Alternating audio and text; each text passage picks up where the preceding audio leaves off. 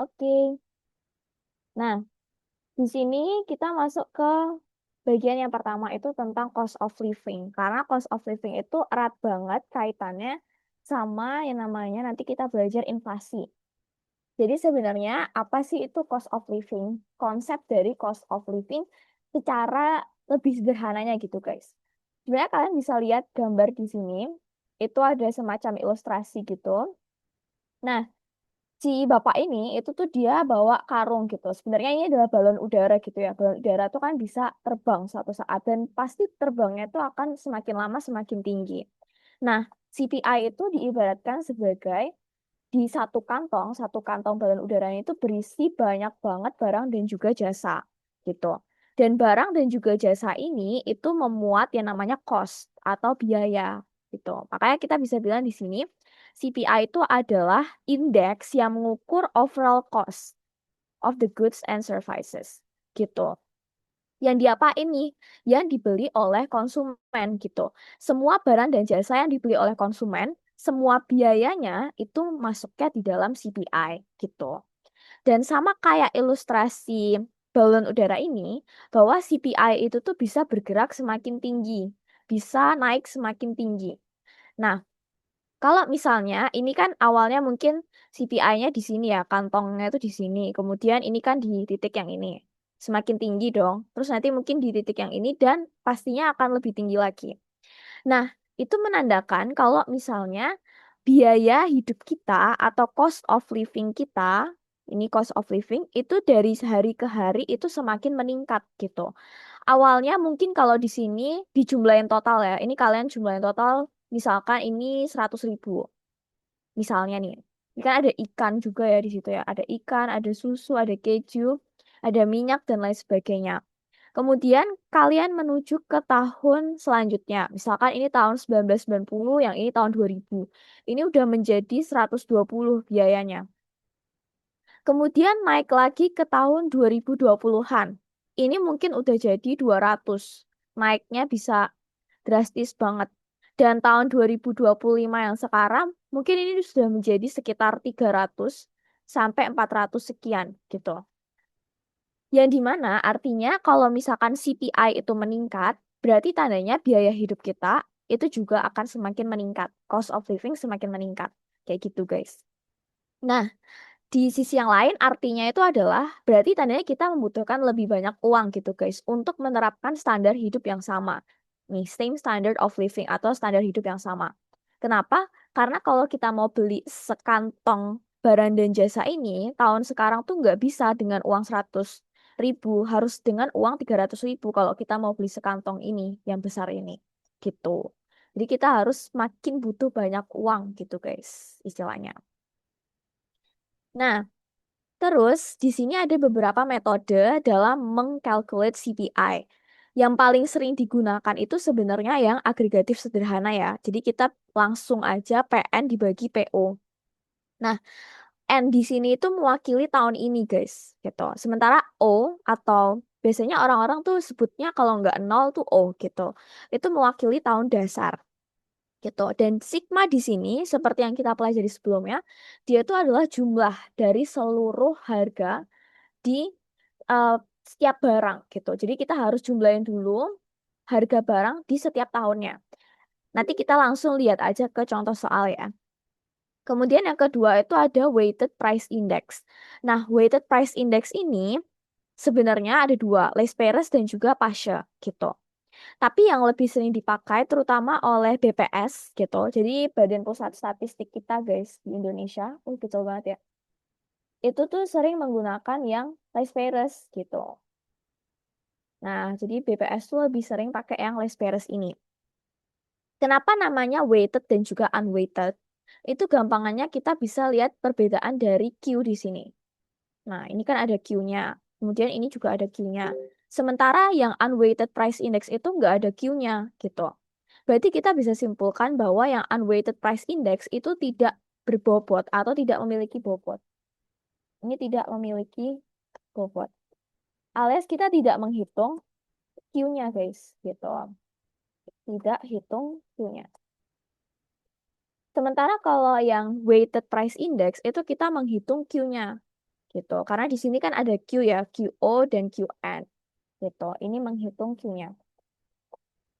Nah, soal mana yang harus kita pakai rumusnya itu bakal bergantung sama konteks soalnya. Jadi kalau misalkan konteks soalnya disuruh yang agregatif sederhana, berarti kita hitung pakai metode tersebut. Sigma PN dibagi sigma PO kali 100%. Tapi kalau kita ditanyanya metode Lesperes, kita pakai yang ini. PN kali QO, sigma dibagi sigma PO kali QO. Terus habis itu kalau Pasha ya tinggal pakai rumus Pasha gitu. Jadi bergantung sama konteks soalnya ya guys. Nah, ini yang patut di-highlight itu sebenarnya cuma N sama O aja sih. Kalau N itu tahun ini, tahun yang sekarang, sementara kalau O itu tahun dasar gitu. Dan tahun dasar sudah disebutkan di soal.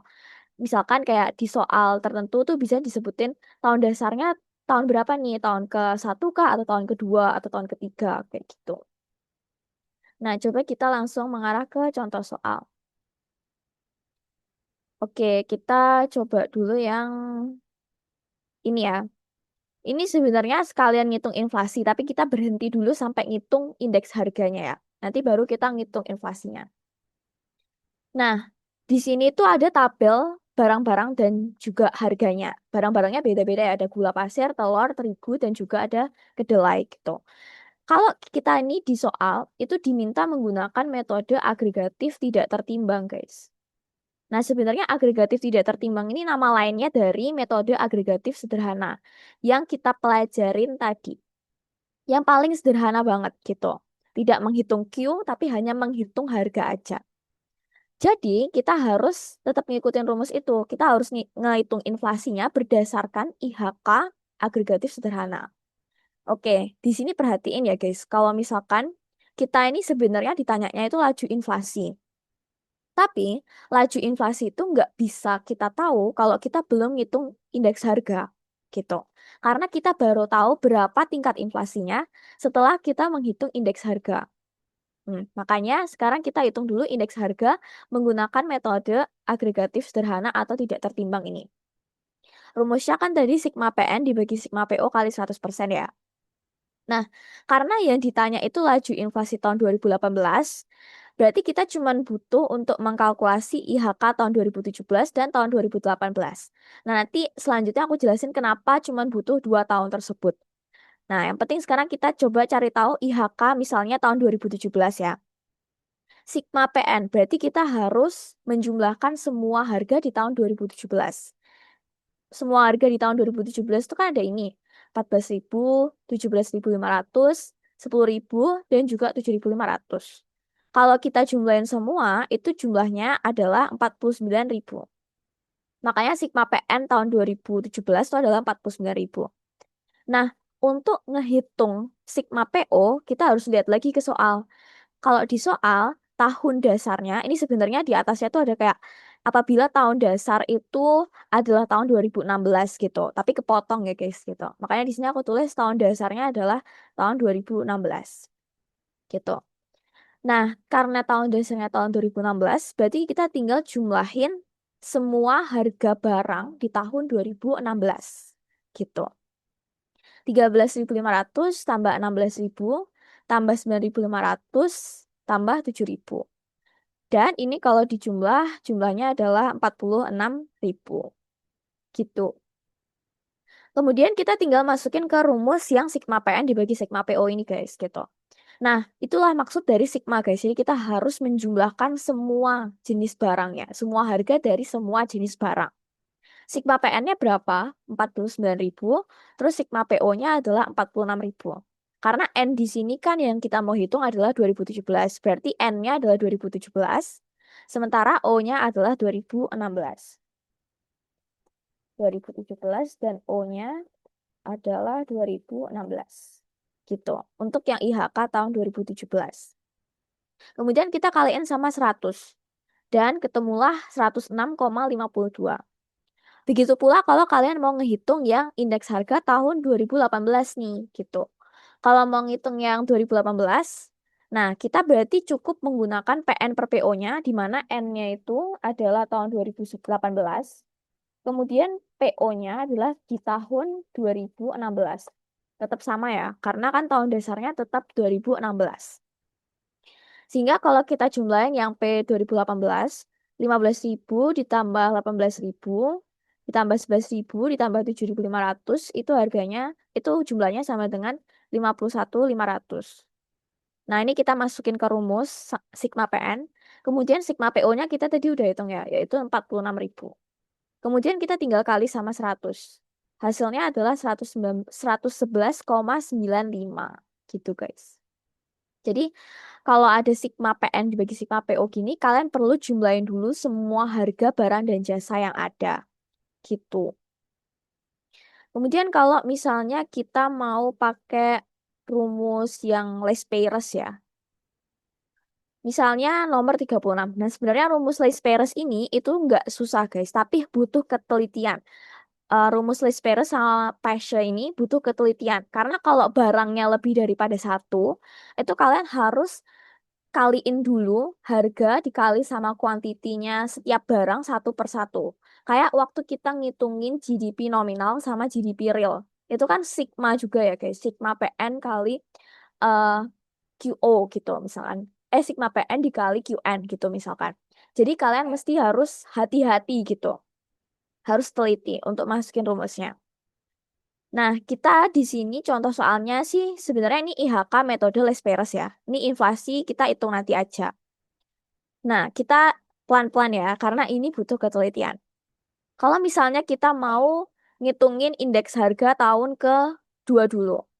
Karena ini yang lebih agak ribet dibandingkan tahun pertama. Karena kan ini cuma ada satu tahun pertama sama tahun kedua. Nah, nanti aku kasih hack guys gitu. Sebenarnya tahun pertama nih sebenarnya nggak usah kalian hitung gitu. Oke, kita hitung yang tahun kedua. Kita mau menghitung IHK menggunakan metode Les Perres.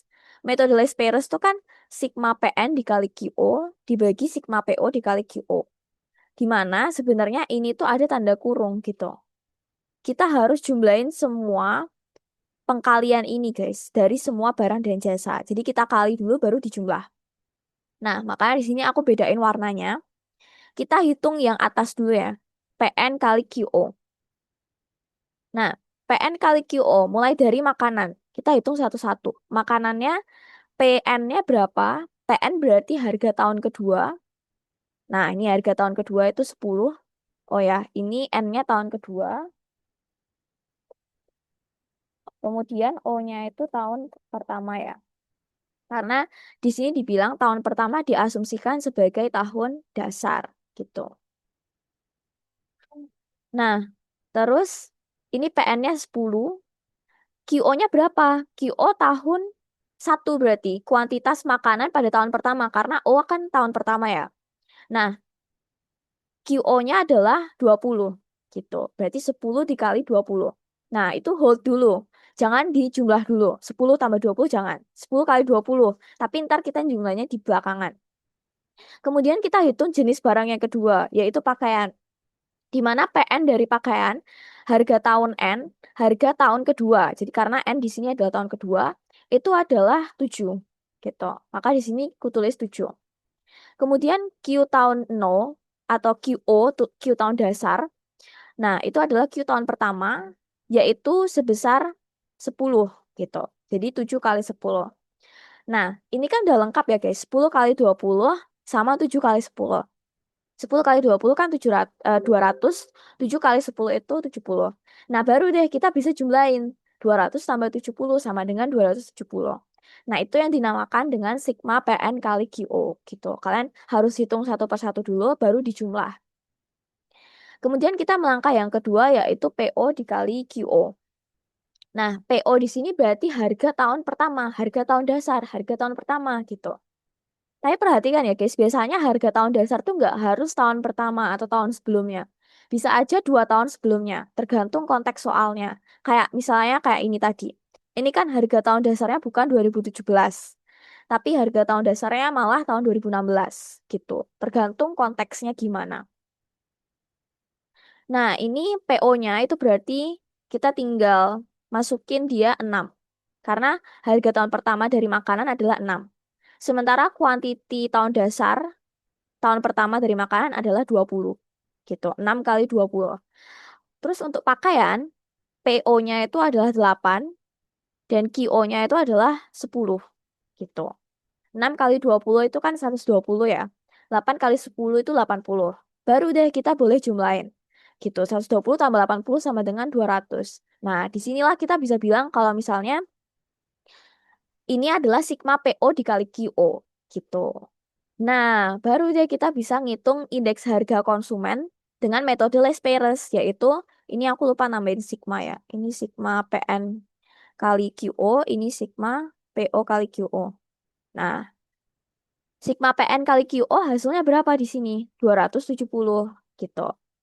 Terus sigma PO kali QO hasilnya 200. Baru deh kita kaliin sama 100 sesuai sama rumus yang ini.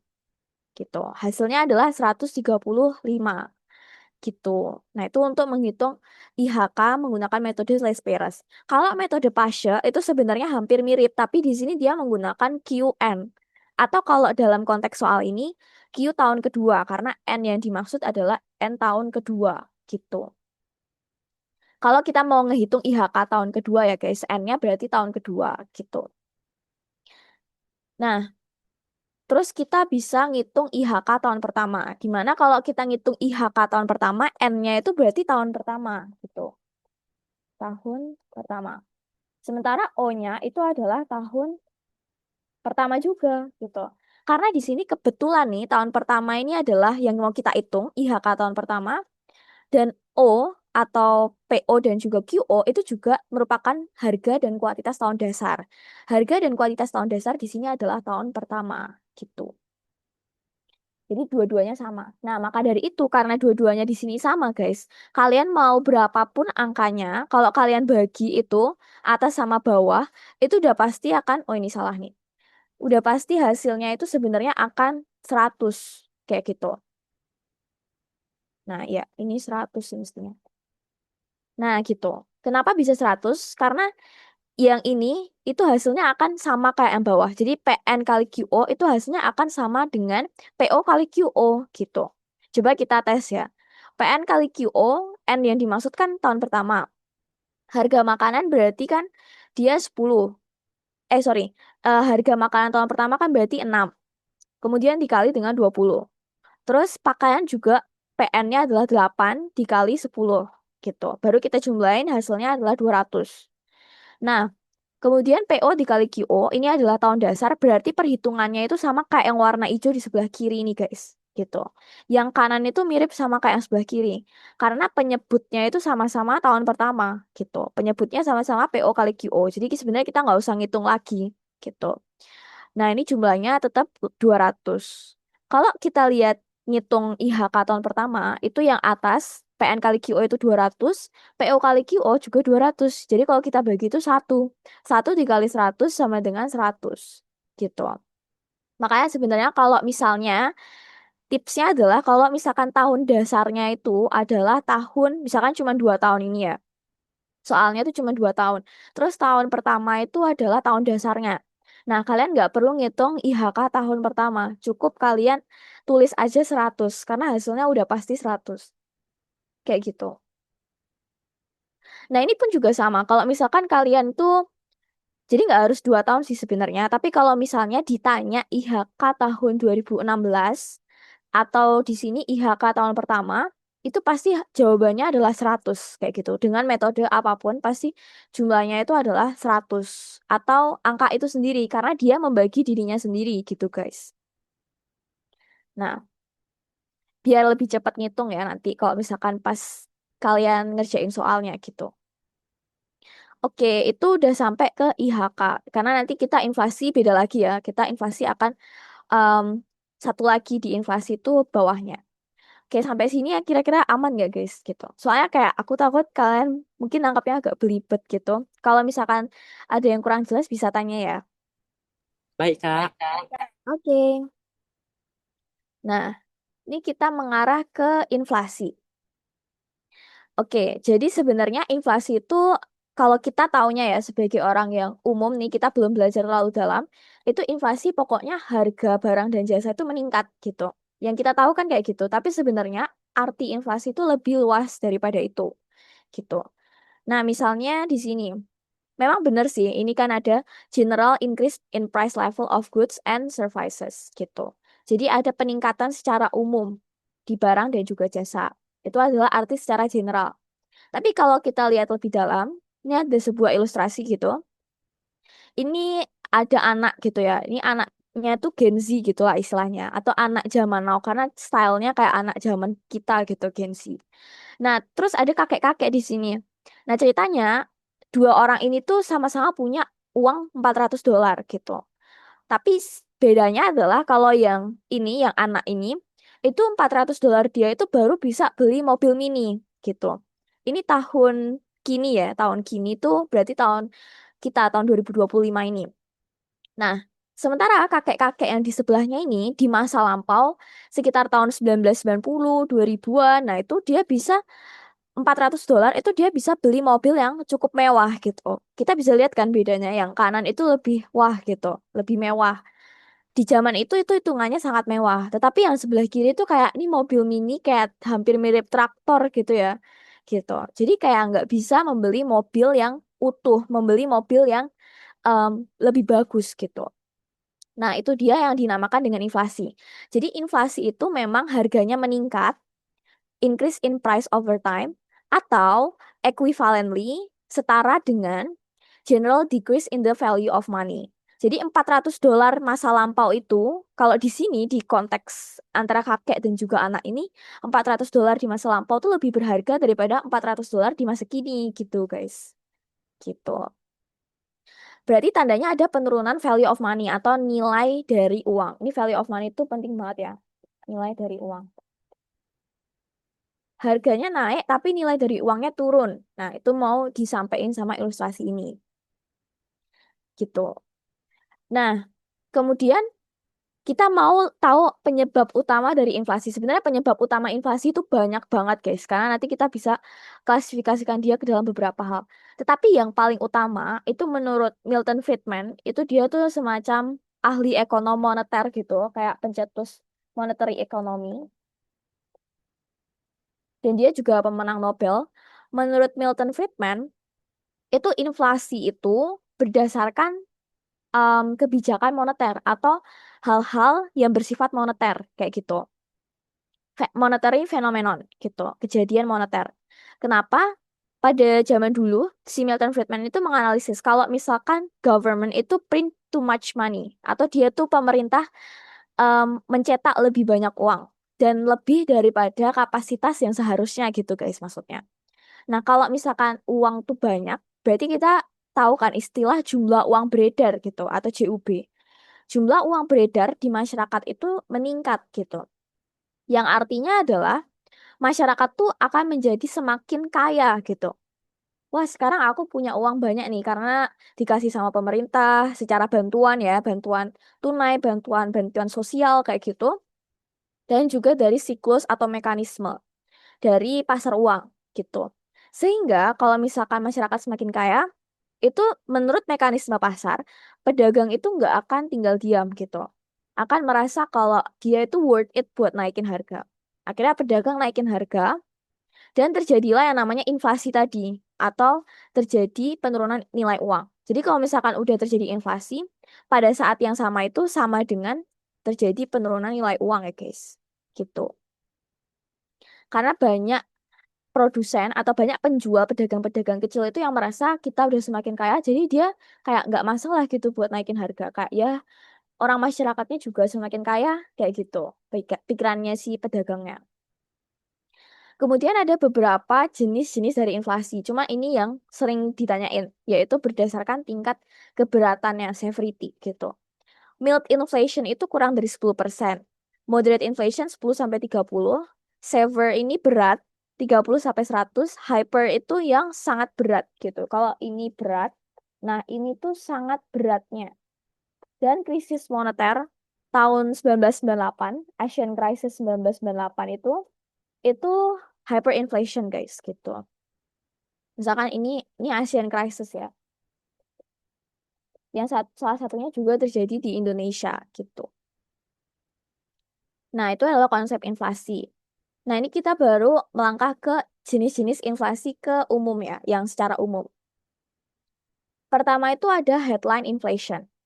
Headline inflation, kalau kita lihat judulnya headline gitu, berarti itu kayak semacam intisari gitu, headline news. Berarti kalau kita baca headline-nya aja kita ngerti gitu, itu lagi terjadi apa di kondisinya, di apa namanya, di negara tersebut gitu. Makanya kalau misalkan headline inflation, itu menggunakan raw CPI data atau menggunakan indeks harga konsumen yang masih mentah gitu. CPI ini Consumer Price Index tadi ya. Nah, yang ini. Nah, ini tuh contohnya apa aja? Semua barang dan jasa. Misalkan kayak food, energy, terus habis itu pakaian, terus ada bahan makanan. Nah, itu semuanya masuk ke headline inflation gitu. Kalau di sini dibilang bahwa itu include volatile items. Nah, volatile itu adalah items yang kalau pergerakan harganya tuh bisa kayak gini, guys. Nih, nih, nih, kayak rumput gitu. Maksudnya adalah dia tuh naiknya cepet, turunnya juga cepet gitu. Naiknya inflasinya tuh cepet, tapi disinflasi atau penurunan inflasi juga cepet gitu. Oh ya, itu juga penting ya. Kalau inflasi itu berarti ini tuh adalah inflasi positif, positif. Alias kayak harganya naik gitu, guys. Kalau disinflasi itu tuh terjadi penurunan inflasi, penurunan inflasi. Kalau deflasi itu inflasi yang negatif atau harganya malah jadi turun. Sebenarnya disinflasi ini tuh harganya turun, tapi maksudnya adalah kita tuh masih merasakan inflasi gitu guys, tapi menurun aja gitu. Kayak lebih baik. Tapi kalau deflasi itu bukan penurunan inflasi lagi, tapi itu merupakan inflasi negatif gitu. Alias harga kita emang turun banget gitu. Nah, kemudian yang kedua itu adalah core inflation. Core itu sesuai dengan namanya ya, berarti dia tuh inti gitu, inflasi yang inti. Nah, inflasi yang inti. Jadi dia itu tidak memasukkan item-item yang fluktuatif, yang volatil tadi. Nah, ini volatil aku kasih di atasnya tuh fluktuatif. Naik cepat, turun juga cepat gitu. Jadi dia mengkecualikan volatile items.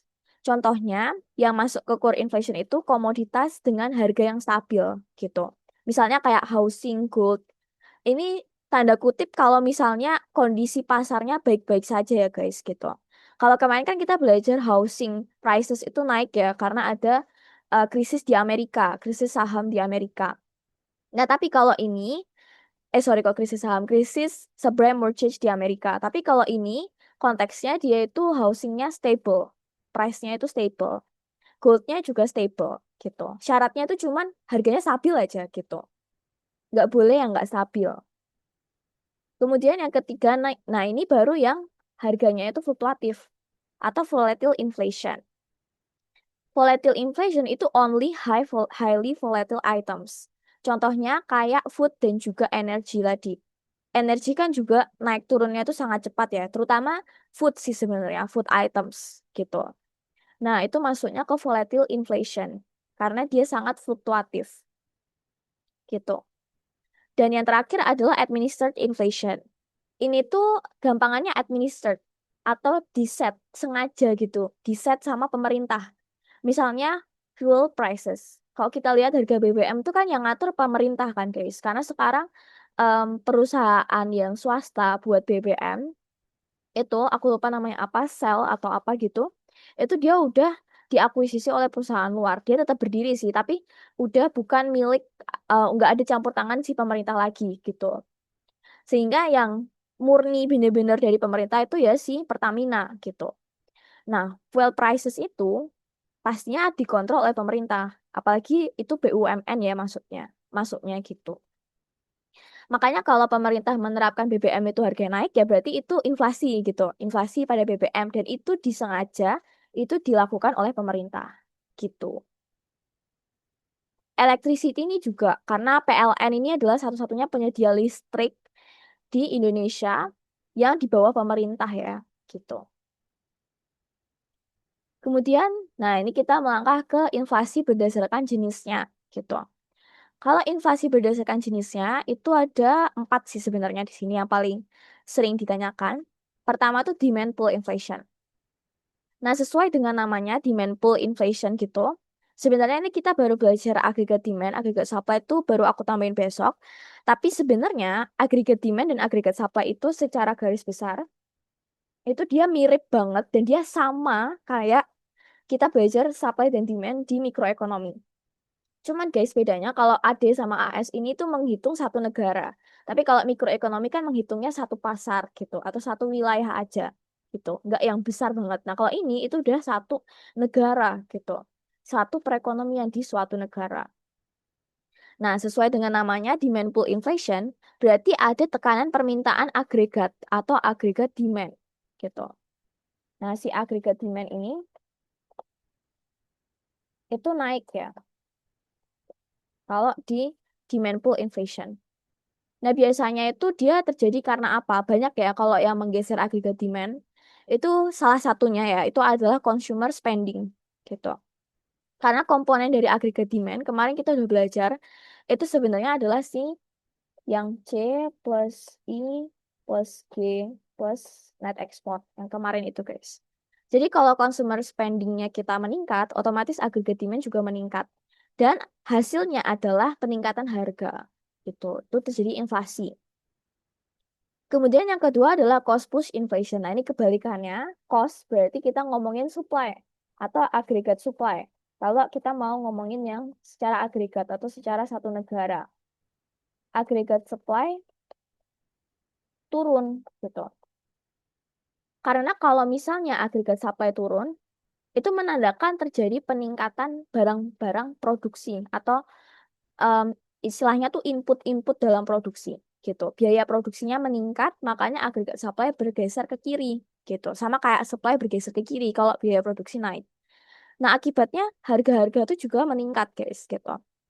Ini kalau di konteks ini naik dari P1 ke P2 gitu. Misalnya oil itu yang paling benar-benar dibutuhkan ya dalam kehidupan perekonomian. Kalau nggak ada minyak, itu sebagai penggerak perekonomian, itu mungkin kita bisa nggak bekerja perekonomian itu. Karena oil itu adalah transportation. Untuk transportation bisa untuk bahan bakar untuk produksi.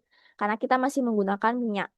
Nah, kalau harga minyak itu naik, berarti barang-barang tuh naik, harga-harga barang yang diproduksi dengan minyak itu naik. Kemudian biaya transportasi yang kayak pakai BBM itu juga meningkat gitu. Nah, akibatnya terjadi inflasi pada barang dan juga jasa gitu. Karena distribusinya kan juga menggunakan transportasi gitu. Jadi P1 naik ke P2. Kemudian yang ketiga itu ada mixed inflation. Nah, mixed inflation ini sebenarnya gabungan dari demand pull sama cost push gitu guys. Kayak digabung aja gitu. Yaitu agregat demandnya naik, tapi agregat supply-nya tuh juga turun pada saat yang bersamaan lagi gitu. Makanya kalau itu berdua satu naik dan satu turun, justru itu akan semakin meningkat ya pergerakannya. Ini kan agregat demand dari satu, dua, tiga. Nah, terus agregat supply juga bergeser ke kiri terus. Satu, dua, kayak gini. Titik terakhirnya ya berarti di sini, di titik ini.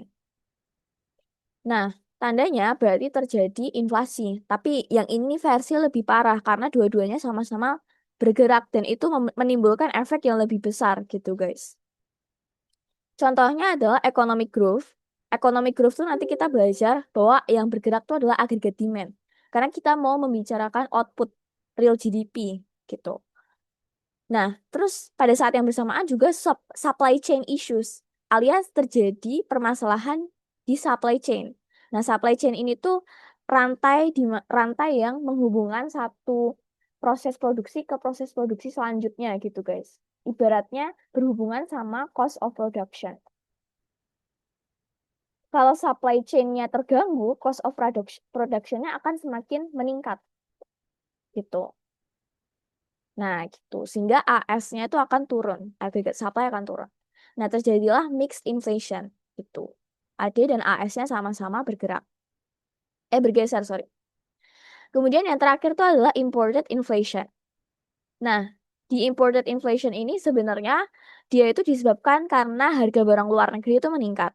Tetapi kalau berdasarkan beberapa ekonom, mereka tuh percaya kalau ini tuh bukan hanya karena harga luar negeri meningkat, tapi juga bisa karena mata uang kita yang melemah gitu. Kemarin kita udah belajar ya tentang depresiasi dan juga apresiasi. Nah, ini misalnya Rp1 tuh dulu 0,00714 ini. Sekarang menjadi 0,0 sekian 625 gitu. Berarti kan ini mata uang kita melemah ya, karena kita hanya bisa membeli lebih sedikit dolar gitu.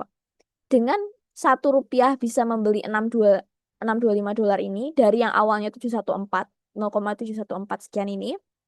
Kalau misalnya kita mau membeli barang dari US gitu, yang harganya $1, berarti sekarang tampak lebih mahal gitu guys di kita. Awalnya kita, ya walaupun ini selisihnya dikit ya, tapi kan kalau kita kaliin sama em, beberapa angka gitu, kayak berapa rupiah, itu akan mahal gitu jatuhnya. Kalau misalnya kita membeli barang US dengan rate yang di sini, 625 ini, tentu akan lebih mahal untuk mencapai $1 gitu. Tapi kalau 714 mungkin akan terasa lebih ringan. Kayak, oh aku sekarang bisa beli lebih banyak mata uang US gitu. Itu kalau misalkan yang di rate 714. Tapi mata uang kita melemah dan kita cuma bisa ngebeli 0,00000625 ini gitu. Kita lebih struggle untuk memberi barang seharga $1 gitu. Atau simpelnya nih, misalkan ya, misalnya tuh dulu itu harga barang US itu senilai dengan 0,00714 dolar. Ya, itu jarang banget sih ada harga barang segini. Tapi misalnya aja nih, harga barangnya segini. Berarti sekarang kita nggak bisa beli dengan um, Rp1 yang sama. Kita harus melebihi mungkin Rp2. Ini berarti kayak Rp1 lebih dikit gitu. Tadinya kita cukup ngeluarin Rp1, tapi sekarang kita harus ngeluarin Rp1 lebih sedikit gitu untuk membeli barang yang sama gitu. Sehingga kita bisa bilang kalau ini akan menjadi semakin mahal. Barang yang kita beli semakin mahal, berarti imported goods itu harganya meningkat kayak gitu. Nah, more expensive imports gitu ya. Weaker domestic currency sama dengan more expensive imports gitu. Kalau kita terdepresiasi gitu misalnya. Ini ya yang kita kemarin pelajarin itu berdasarkan pergerakan kurva ini. Oke. Nah, ini baru kita sampai ke inflasinya. Sebenarnya ngitung inflasi ada dua pendekatan, yaitu GDP deflator sama Consumer Price Index. Nah, kita yang CPI dulu ya, kan tadi kita udah hitung CPI-nya dari dua soal, tinggal kita masukin aja ke rumus inflasi. Nah, kalau kita mau ngehitung pakai pakai IHK atau CPI, Consumer Price Index ini, kita cuma tinggal masukin dia ke em, dua hal, yaitu IHKN sama IHKN-1. Itu yang perlu kita pay attention. Nah, yang lainnya sebenarnya sama aja kalau kita ngitung rumus economic growth yang kemarin itu, guys. Yaitu harga tahun sekarang dikurangi tahun sebelumnya, 1 tahun sebelumnya, dibagi 1 tahun sebelumnya, dikali 100% gitu. N-1 ini maksudnya 1 tahun sebelumnya ya. Sementara N itu adalah yang sekarang gitu. N itu yang sekarang. Sementara kalau N-1 itu yang tahun sebelumnya.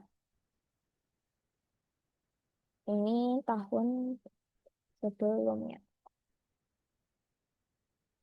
Oke, kita bisa langsung ke soal yang tadi ya, karena kita udah ngitungin IHK-nya. Di soal nomor 4, di sini ditanyain laju inflasi tahun 2018. Kalau kita mau ngitung laju inflasi tahun 2018 menggunakan IHK lagi, itu sebenarnya kita cuma butuh data kalau berdasarkan rumus ini, yaitu IHK tahun 2018 sama IHK tahun 2017 aja gitu. Kita nggak perlu ngitung IHK tahun 2016, karena rumusnya adalah IHKN dikurangi IHKN-1 atau tahun sebelumnya gitu. Kita cuma butuh yang aku lingkerin warna oranye ini guys, gitu. Sesuai dengan rumus yang ini ya. Tapi kalau kita ditanya laju inflasi tahun 2017, berarti kita POV-nya di tengah sini. IHKN-nya adalah IHK 2017, sementara IHKN-1 adalah 2016. Kayak gitu.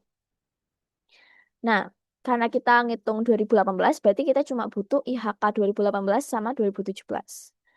IHK 2018, ini kita tadi udah ketemu ya, itu adalah 111,95. Ini aku salah ngeiniin apa namanya nyusun angkanya ya guys gitu.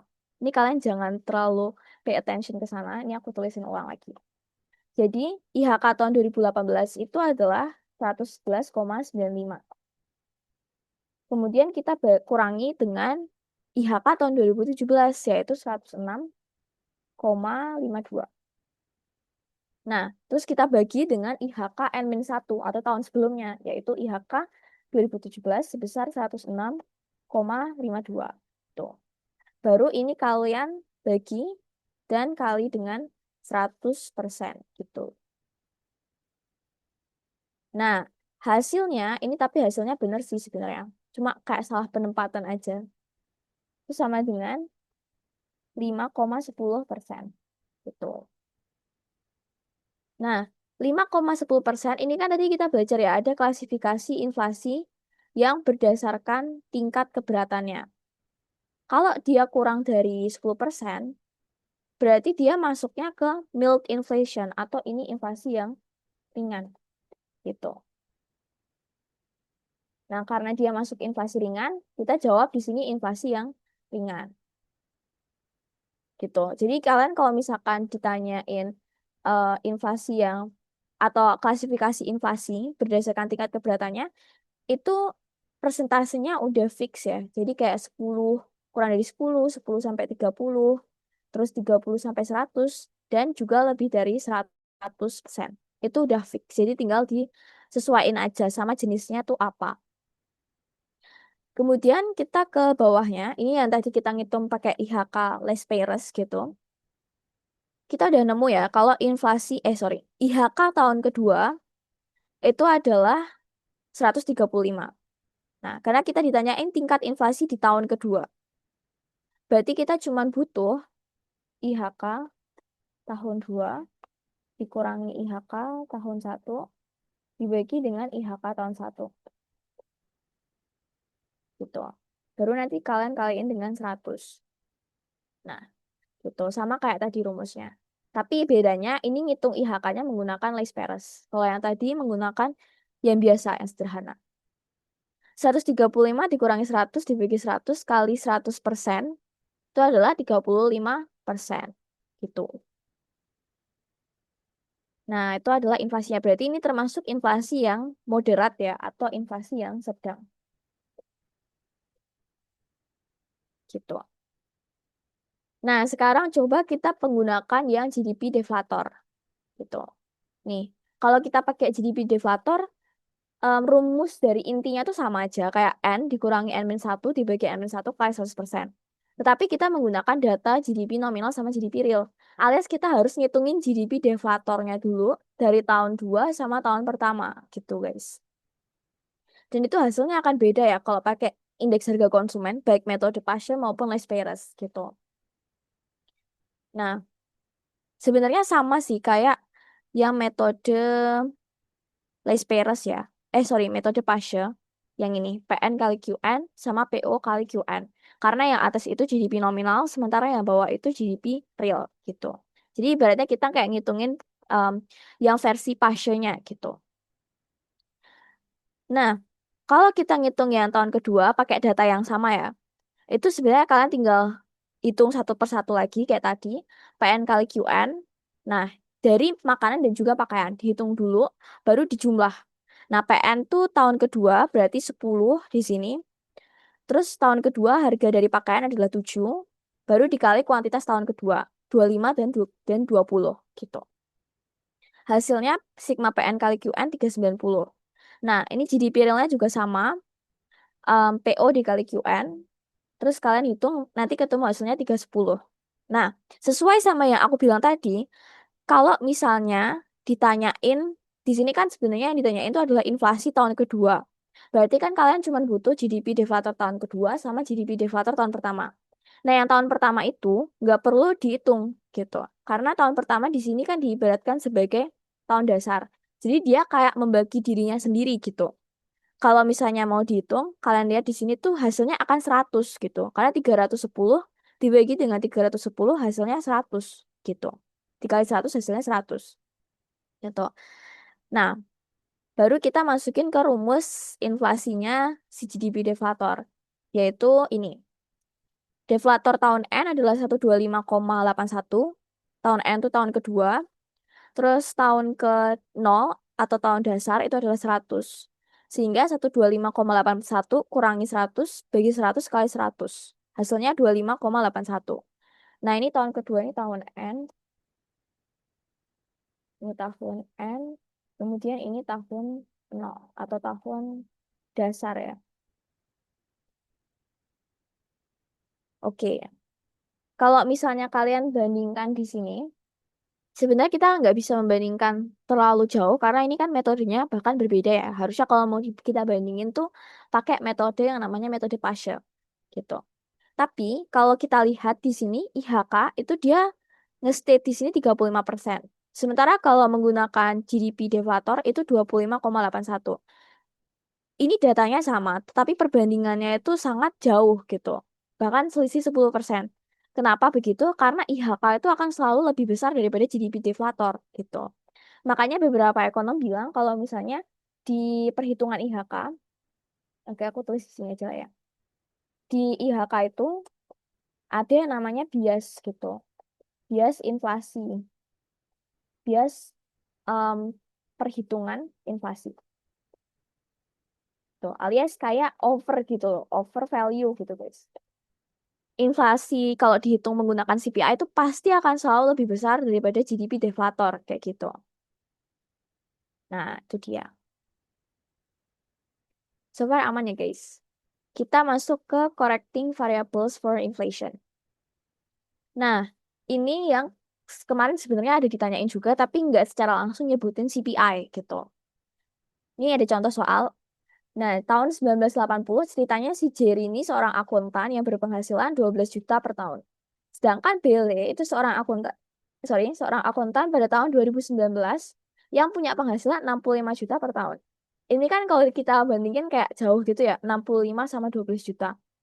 Tetapi kita nggak bisa langsung melihat kayak, oh berarti lebih sejahtera Bele kayak gitu.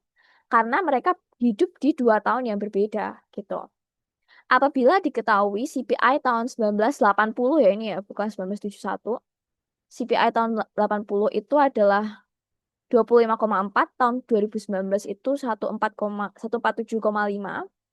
Apakah Bele itu dinyatakan lebih sejahtera dibandingkan Jerry?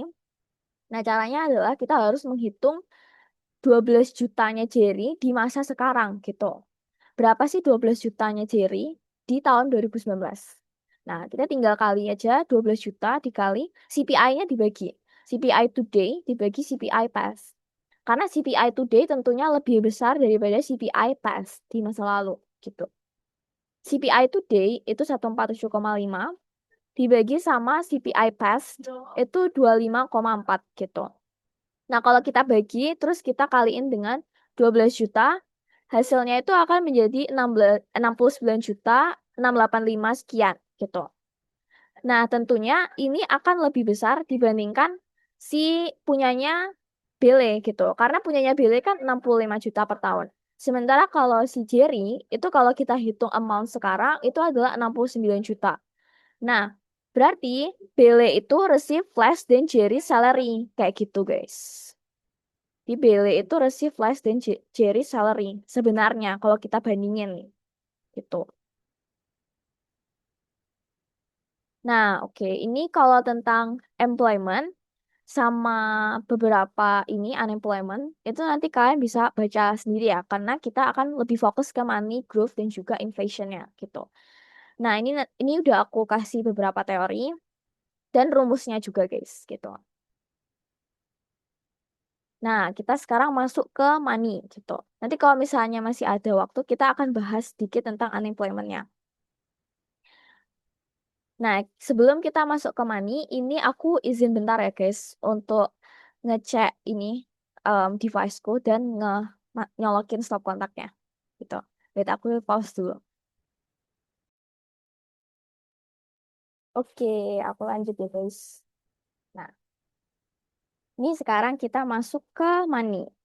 Nah, sebenarnya sebelum kita masuk ke money, di sini ada satu perekonomian, sistem perekonomian yang tentunya kita tuh udah lumayan familiar dengan hal itu, yaitu barter. Dimana kita kenal kalau barter itu ada pertukaran barang dan jasa ya. Misalnya kita tuh mau dua sapi untuk ditukarkan, kita punya dua sapi untuk ditukarkan dengan dua ayam, dua A. Berarti kita harus mencari seseorang nih yang pengen menukarkan dua ayamnya dengan dua sapi gitu. Dan itu sangatlah susah karena kita nggak mungkin bisa mendapatkan orang yang langsung mau tahu, mau kayak punya keinginan yang sama dengan kita. Atau syarat dari barter itu adalah ini, double coincidence of ones gitu. Nah, itu maksud dari double coincidence of ones. Jadi kita harus nyari tahu nih siapa yang kira-kira mau nukerin dua ayamnya dengan dua sapi gitu. Karena kita mau nukerin dua sapi dengan dua ayam gitu. Dan itu sangat difficult kalau dibilang di sini. Sangat-sangat susah kayak gitu. So people must have exactly what the other wants gitu. Which is often difficult to achieve kayak gitu. Sehingga banyak para ekonom setelah itu beralih menggunakan orientasi kepada uang gitu. Entah uangnya itu dalam bentuk apa. Pada waktu itu terjadi perkembangan ya. Awalnya tuh gold, silver, bahkan ada cigarettes, rokok gitu di dalam penjara itu dijadikan sebagai uang gitu. Kemudian berkembang jadi uang kertas dan uang logam kayak yang kita sekarang pakai gitu. Nah, kita sekarang sambil ngeliat perbedaannya money, wealth, income, sama depresiasi. Sebenarnya itu bisa digambarkan di dalam satu konsep bak mandi ini, guys. Kalau misalnya kalian punya di rumah kayak bak mandi kayak gini, itu kalian akan menyadari beberapa hal ya. Bahwa ini air yang keluar dari shower itu akan berbeda dengan air yang ada di tampungan baknya itu. Kayak kalau udah di dalam bak itu kan akan banyak ya. Sementara air yang keluar dari shower itu mengalir gitu. Jadi ada aliran di situ atau titik-titik gitu ya. Kalau di sini kan gambarnya titik-titik gitu. Sementara kalau udah di bak tuh kayak udah full gitu. Nah, yang mengalir ini, yang mengalir turun titik-titik ini itu diibaratkan sebagai income gitu. Income itu adalah gaji misalkan, pendapatan kita yang masuk setiap bulannya, pendapatan kita yang masuk setiap periode. Nah, itu income gitu. Dan salah satunya kita mendapatkan money. Income kita bisa berupa money. Sebenarnya bisa berupa apapun. Kayak misalnya kalian itu disuruh bantuin teman kalian ngerjain PR gitu. Terus habis itu teman kalian bilang, nanti aku kasih kamu diamond gitu, 40.000 gitu kan.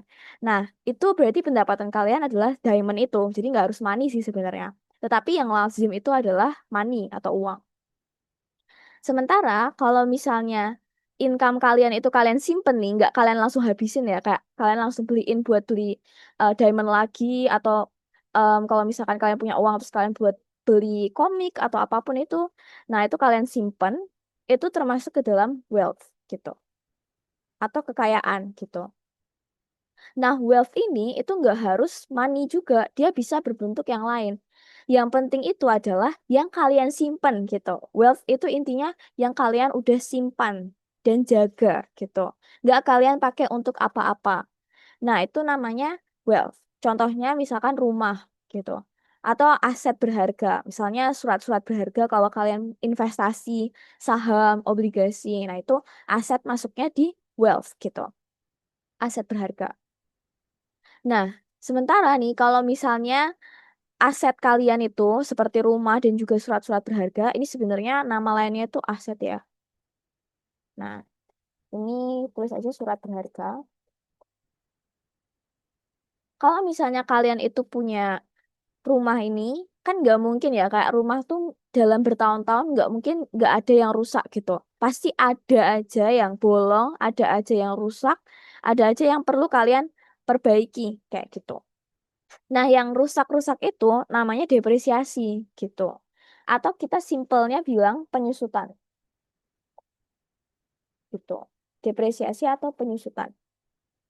Jadi kondisi di mana aset-aset kalian tadi itu udah buruk dan kalian harus ganti dengan yang baru.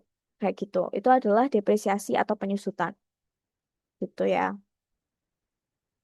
Nah, sehingga kita bisa lebih mengenal apa itu money yang sebenarnya. Money itu adalah part of the wealth that can be used to buy goods and services gitu. Tapi dia bukan hanya masuk ke wealth, tapi dia juga merupakan income gitu. Karena income sama wealth di sini adalah konsep yang berbeda. Tapi kalau income kita simpan itu jadi wealth gitu. Dan kalau income-nya itu, hasil income-nya itu rusak gitu, kita beliin barang dan dia rusak, nah itu namanya penyusutan atau depresiasi gitu. Ini ada beberapa syarat dari uang. Nah ini sebenarnya hafalan banget ya syarat dari uang itu. Kita langsung ke value of money aja. Value of money itu ada dua, yang paling utama, yaitu intrinsic dan juga extrinsic. Kalau intrinsic, dia itu adalah materialnya, guys. The materials value to make money. Jadi misalnya kalau uang logam, itu kan dibuat dari macam-macam ya. Besi, terus ada juga tembaga, dia juga campuran tembaga, kayak gitu. Nah, itu adalah materialnya.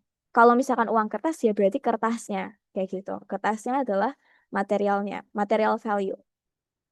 Sementara extrinsic value itu kalau misalnya kalian lihat uang 1.000 itu kertasnya itu adalah materialnya. Nah, nominal 1.000 itu adalah extrinsic value-nya gitu. Atau kita bisa bilang nominal value-nya gitu. Nah, terus kita mau lihat beberapa fungsi dari uang. Dibagi jadi dua ya sebenarnya, yaitu fungsi asli dan juga fungsi turunan. Di mana fungsi asli dari uang itu dua yang paling penting itu adalah medium of exchange dan juga unit of account. Medium of exchange ini sebenarnya kalau misalnya kalian tuh mau bertransaksi gitu guys di pasar. Nah, itu sebagai uang untuk transaksi, untuk melakukan pertukaran barang dan jasa. Kalau unit of account itu misalnya kayak misalkan di sini satu rumah itu harganya 1 miliar. Nah, itu adalah membuktikan bahwa uang itu bisa mengukur harga dari sebuah barang maupun juga jasa gitu. Sebagai alat ukur atau standard measure itu unit of account gitu loh. Sementara fungsi turunannya bukan berarti ini sebenarnya bukan fungsi yang penting, tapi ini kayak setelah fungsi aslinya itu ada fungsi yang juga kita kenal, yaitu store of value sama standard of deferred payment. Kalau store of value itu kita ibaratnya bisa menyimpan nilai dan kita gunakan untuk masa depan. Misalnya kalau kalian mau em, beli rumah di masa depan, yang satu rumahnya itu harganya 300 juta. Ya ini kan lumayan ya berarti ya 300 juta. Nah, uang itu bisa menjadi alat penyimpan kekayaan kalian. Kalian tinggal nyimpen uang aja 300 juta sekarang atau nyicil gitu menabung gitu ya. Dikit-dikit menabung misalnya tiap bulan nabung 50 juta gitu. Amin guys gitu. Kalian siapa tahu besok nabung setiap bulan 50 juta. Terus kebeli nih rumah 300 juta. Tapi kalian nggak langsung beli rumahnya gitu. Nanti setelah kalau kita kaliin kan setelah 6 tahun kayak gitu. Setelah 6 tahun kalian baru kebeli rumahnya gitu. Nah, itu aman banget kalian simpan dalam bentuk uang. Karena uang tersebut tetap akan bernilai 50 juta kayak gitu. 50 juta terus kalian tambah 50 juta lagi berarti 100 juta. Tambah 50 juta lagi berarti 150 juta kayak gitu. Berarti kalian bisa menyimpan rumah di dalam uangnya itu gitu.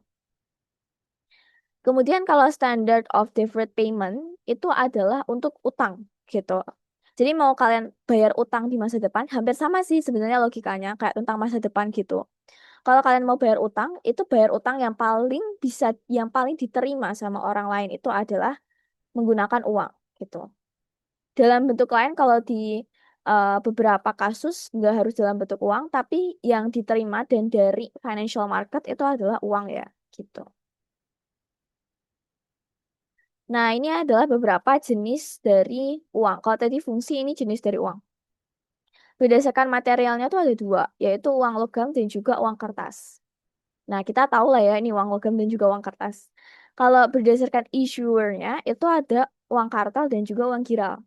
Bedanya apa? Kalau uang kartal itu diisu oleh atau dikeluarkan oleh Central Bank, oleh Bank Indonesia kalau di kita. Nah, kalau misalkan uang giral itu demand deposits, nama lain demand deposits, itu dikeluarkan oleh commercial banks. Contohnya kayak BCA, Mandiri, itu masuknya commercial banks gitu. Dalam bentuk cek, terus dalam bentuk ATM, cards, dan lain sebagainya gitu. Nanti kita masuk ke soal biar lebih tahu perbedaan dari deposito, karena deposito itu banyak banget gitu. Nah, based on the value, itu ada dua, full bodied money sama token money. Simpelnya kalau full bodied atau full banget guys, jadi nilainya itu penuh. Extrinsic value, uang kalau misalnya kalian pegang uang 1000 itu nilai uangnya itu 1000 rupiah, nilai nominalnya 1000 rupiah atau extrinsic value-nya 1000 rupiah, kertasnya itu juga nilainya 1000 rupiah gitu. Ya walaupun sebenarnya nggak segitu ya, itu kenyataannya nggak gitu, tapi ini misalnya aja guys, itu full budget money itu permisalannya kayak gitu. Jadi materialnya itu 1000 rupiah dan nominalnya juga 1000 rupiah gitu. Tapi yang sekarang kita pakai itu token money atau uang yang nggak bernilai penuh. Jadi kalau misalnya kita lihat uang 100 ribu, itu kertas kertas uangnya itu bukan berarti dia juga 100 ribu harganya. Bahkan 500 nggak nyampe gitu kalau nyetak uang segitu ya. Kalau kita menggunakan kertas yang berdasarkan standar BI dan Peruri, itu nggak mungkin nyampe 100 ribu satu kertas untuk uang 100 ribu gitu. Nah, makanya itu disebut token money. Nominalnya lebih besar daripada intrinsiknya atau bahannya. Nah, ini yang aku bilang tadi ya, based on the intrinsic value, uang tuh ada dua, commodity money dan juga fiat money. Commodity itu komoditas. Kita ngelihat barang gitu. Biasanya dalam bentuk barang-barang yang berharga. Kalau di sini contohnya tuh gold, silver, terus even cigarettes gitu guys. Nah, selama Perang Dunia Kedua itu cigarettes itu rokok itu di dalam penjara Perang Dunia Dua itu digunakan sebagai bahan transaksi kayak gitu. Atau alat untuk bertransaksi, penggantinya uang. Dan sebenarnya dia adalah uang itu sendiri pada saat itu gitu.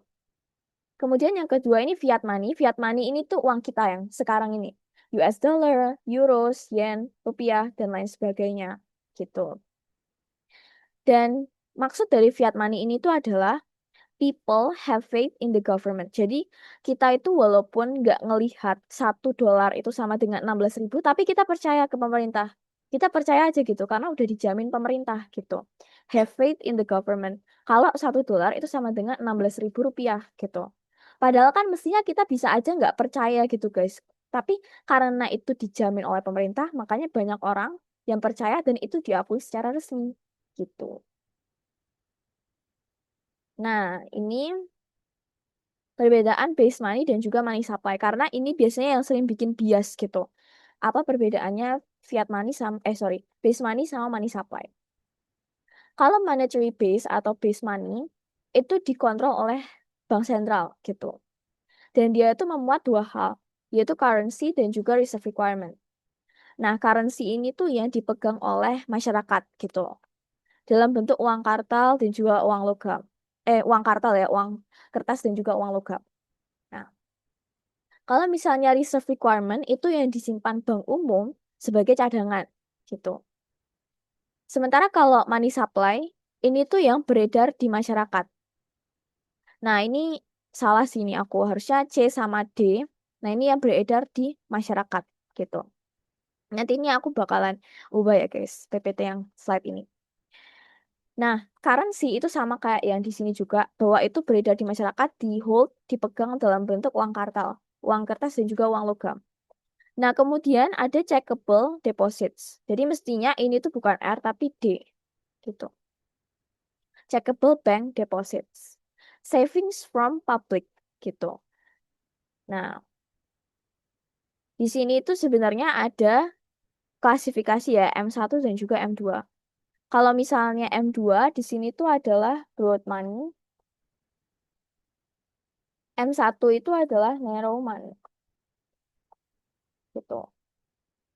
Nah, kita coba lihat di sini ya. Contoh soalnya itu, nah ini. Dalam bertransaksi jual beli, orang dapat membayar antara lain secara tunai dengan uang kertas dan uang logam melalui transfer, kartu kredit, dan sebagainya. Uang kertas dan uang logam yang kita gunakan sehari-hari itu disebut dengan titik-titik. Nah, tentu kita udah tahu ya, uang kertas dan uang logam kita belajar di sini itu termasuk dalam uang kartal gitu. Coins dan juga banknotes atau uang kertas gitu. Nah, sementara kalau misalnya di sini berarti kita jawabnya adalah uang giral. Nah, ini ada beberapa istilah-istilah deposito yang ini kemarin muncul berkali-kali, guys, dan kita harus tahu bedanya itu apa. Yang pertama itu saving deposit. Saving deposit ini rekening tabungan kita. Kayak kalau misalnya kita nabung di bank, nah itu kita tabungannya namanya saving deposit gitu. Tapi yang kedua ada time deposit. Time deposito ini tuh yang pakai jangka waktu gitu. Kalau misalnya kita nabung tapi bunganya lebih tinggi dan kita nggak bisa langsung ambil kayak pas kita butuh tuh nggak bisa langsung kita ambil gitu guys. Jadi pas dijangka jatuh temponya itu. Misalkan jatuh tempo 6 bulan, kita baru bisa ambil setelah 6 bulan. Kayak gitu. Kemudian yang ketiga itu demand deposit. Nah, demand deposit ini tuh rekening giro. Ini bisa kita tarik kapanpun, tetapi ini biasanya untuk bisnis, kayak untuk transaksi-transaksi yang besar gitu. Nah, saving deposit, time deposit, dan juga ini demand deposit, ini masuk ke dua hal yang berbeda. Demand deposit itu masuknya ke money satu, M1. Sementara kalau saving deposit dan small time deposit itu masuknya ke M2.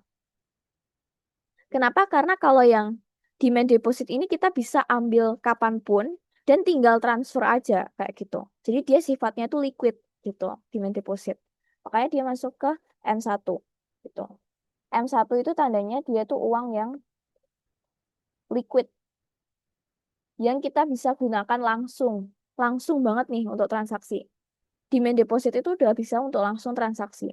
Tetapi saving deposit, tabungan kita itu nggak bisa langsung buat transaksi. Karena kita ibaratnya harus ngambil dulu di bank, kita harus narik uang dulu, baru kita bayarin ke orang yang bersangkutan. Kayak gitu. Nah, itu makanya mereka masuk ke M2. M2 ini kurang liquid. Dibandingkan M1 itu kurang liquid. Lebih liquid M1. Nah, ini.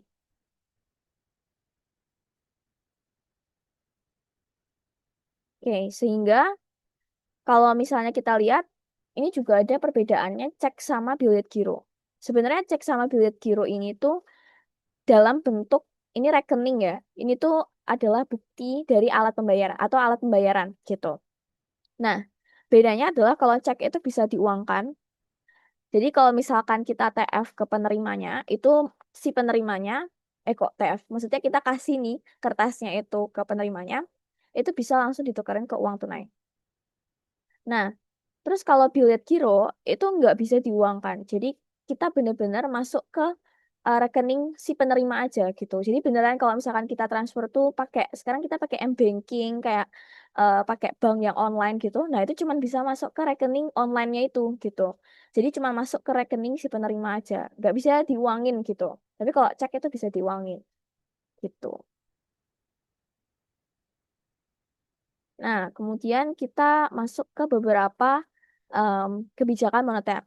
Nah, ini aku udah kasih juga logika kalau misalnya kebijakan moneter yang kontraktif itu tujuannya sebenarnya buat apa, terus kebijakan ekspansif itu tujuannya buat apa. Masing-masing ini udah aku kasih ya. Tapi intinya kalau kebijakan moneter yang kontraktif itu tujuannya untuk meredakan inflasi. Karena ini ending impact-nya meredakan inflasi.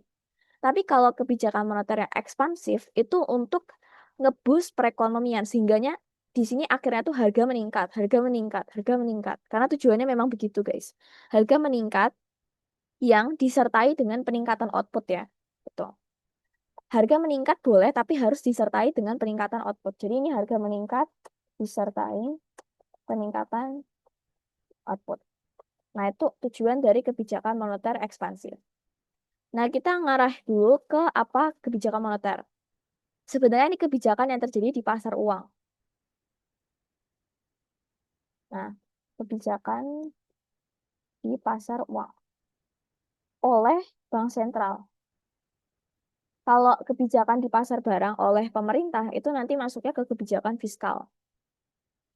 Yang pertama itu ada jual beli surat berharga. Misalnya kayak surat berharga Bank Indonesia, sertifikat Bank Indonesia, terus surat berharga milik pemerintah gitu. Surat SPBU atau SBPU itu dan juga obligasi pemerintah. Nah, itu masuknya ke operasi pasar terbuka. Jadi dijual atau dibeli nih gitu, tergantung kondisi perekonomiannya gimana. Sementara discount rate ini tuh suku bunga acuan guys gitu, atau prime interest rate.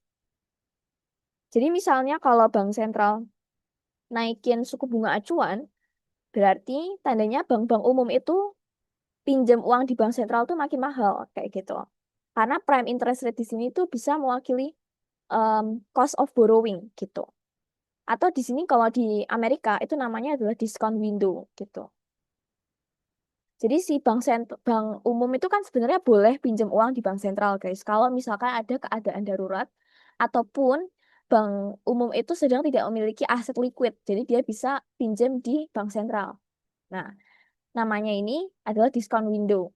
Jadi kalau misalnya interest rate-nya itu naik, otomatis bank umum, kalau bank umum kayak BCA, terus commercial banks ini bank umum ya, bank umum kayak BCA, Mandiri dan lain sebagainya itu mereka akan struggle kayak gitu karena balikin ke bank sentralnya juga menjadi lebih mahal gitu.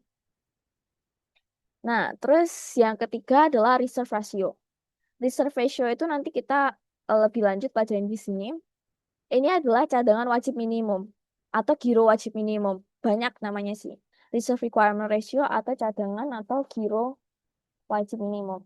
Tapi sebenarnya ini konsepnya adalah bank umum atau commercial banks itu nggak boleh, kalau di Indonesia itu nggak boleh semuanya tuh dipakai untuk pinjaman, ngasih pinjaman. Juga nggak boleh semuanya ditaruh di em, bank sentral kayak gitu. Jadi harus seimbang gitu. Sehingga ada uang yang disimpan di bank sentral, tapi ada juga uang yang diedarkan ke masyarakat. Gitu maksud dari cadangan wajib minimum gitu. Nah, ini ya, ini contohnya nanti di bawah. Moneter kontraktif itu adalah peningkatan suku bunga, peningkatan reserve ratio, sama membeli surat berharga. Nah, misalkan di sini aku kasih contoh aja satu tentang suku bunga. Kalau misalkan suku bunga itu naik, guys, itu kan ini pemerintah tuh sedang mencoba mendorong masyarakat untuk menabung gitu. Karena apa? Pemerintah mau meredakan inflasi, jadi masyarakat disuruh nabung uangnya. Kalau masyarakat nabung uangnya dibanding investasi, itu money supply akan berkurang gitu. Sehingga inflasi akan mereda. Ini kayak model yang kita pelajari kemarin ya, yaitu hubungan terbalik antara suku bunga dan investasi. Kalau suku bunganya itu naik, ini kan modelnya yang kita pelajarin tuh, ini investasi, yang ini tuh adalah interest rate gitu.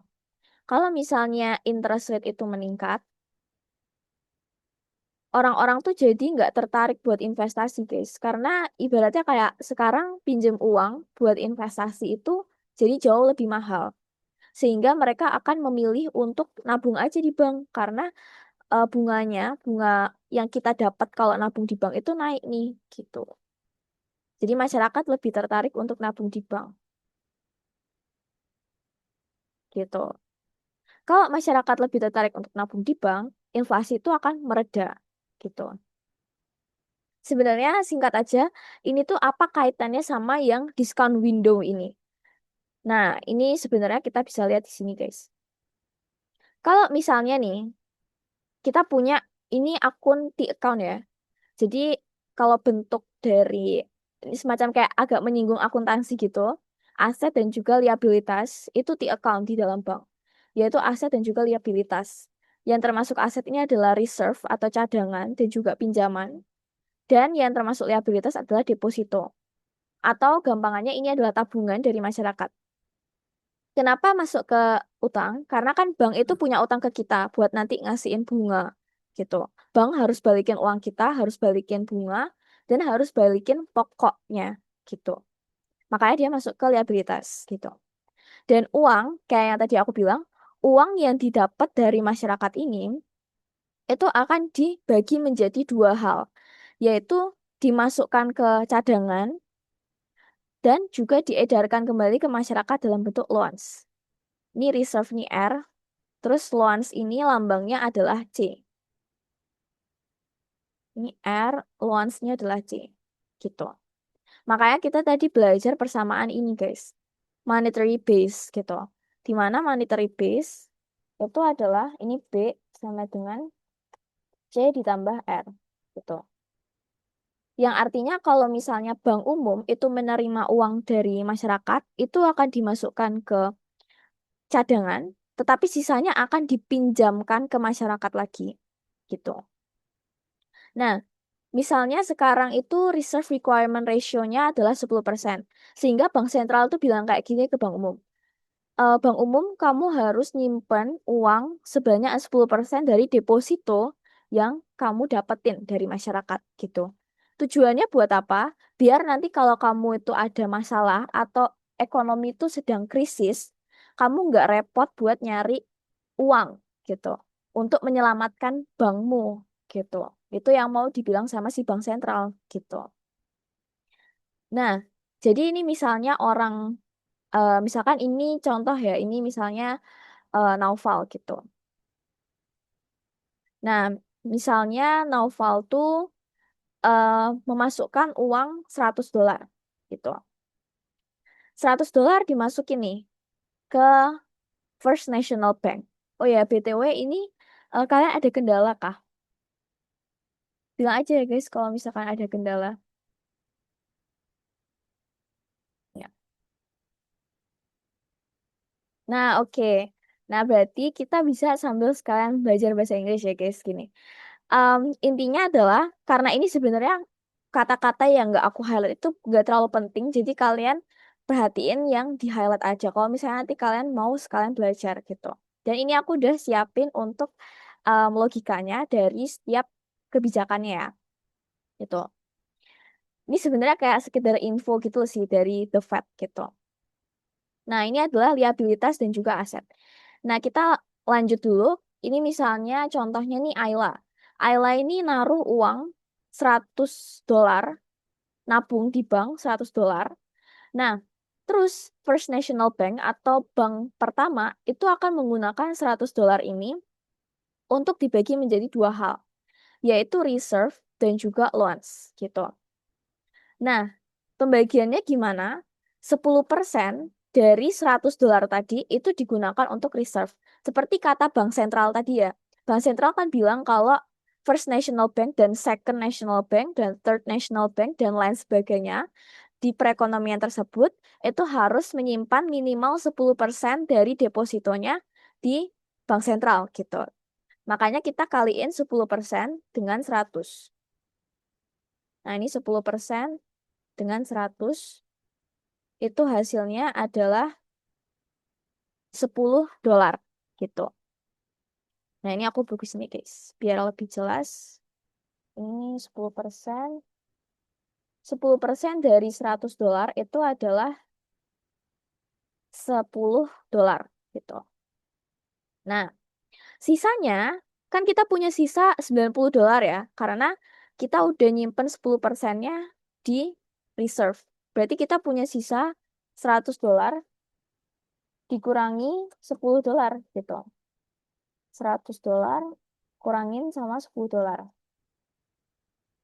Berarti hasilnya adalah $90 gitu. $90 ini akan dialirkan oleh First National Bank menjadi loans atau pinjaman gitu.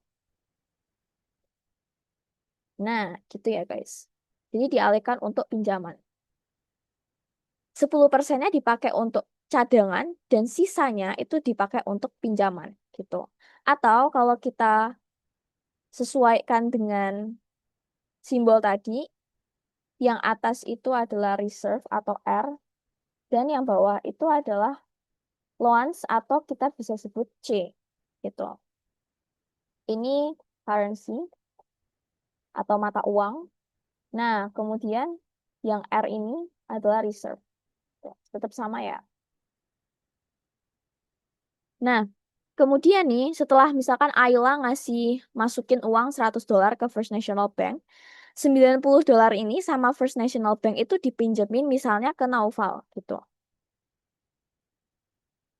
Nah, Naufal itu menerima uang pinjaman $90 ini. $90-nya Naufal itu dimasukin ke Second National Bank. Nah, begitu pula sama kayak yang First National Bank, si Second National Bank ini juga akan melakukan mekanisme yang sama. 10%-nya itu akan masuk ke cadangan di sini. 10% dari $90 itu kan $9 ya, guys. Ini 10%. Nah, 10% dari $90 itu adalah $9. Itu masuk ke cadangan. Dan sisanya itu akan masuk ke pinjaman gitu. Dan begitu seterusnya sampai tak terhingga. Sampai bank-bank keempat, kelima, keenam, ketujuh, dan lain sebagainya. Gitu. Itu adalah sekilas tentang mekanisme perbankan. Jadi kalau misalkan kita nabung uang di bank, itu uangnya nggak semuanya disimpan di bank sentral gitu. Kalau semuanya disimpan di bank sentral, berarti kalau misalkan nih First National Bank nerima $100 dari Ayla, dia akan nyimpen $100 juga di bank sentral. Tetapi di Indonesia tidak seperti itu. Kalau misalkan kita nerima $100 nih dari bank sentral, nah 10%-nya itu masuk ke cadangan dan sisanya itu masuk ke pinjaman gitu. Nggak harus 10% ya, jadi bisa 20, bisa 15, 40, 30, tergantung sama soalnya gitu. Kalau reserve requirement-nya 10%, berarti nanti dia akan menyimpan 10%-nya gitu. Dan akan mengalirkan pinjaman sisanya gitu. Nah, jadi kalau misalkan kita lihat dari rumus ini, sebenarnya tujuannya itu adalah kita mau melihat rumus dari money supply. Nah, rumus dari money supply itu adalah ini. 1 dibagi reserve requirement ratio dikali dengan deposito. Gitu. Atau ini itu adalah 1 dibagi reserve requirement ratio itu cadangan wajib minimum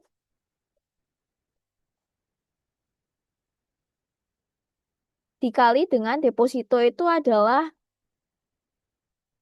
sebagai uang yang beredar. JUB atau jumlah uang beredar gitu.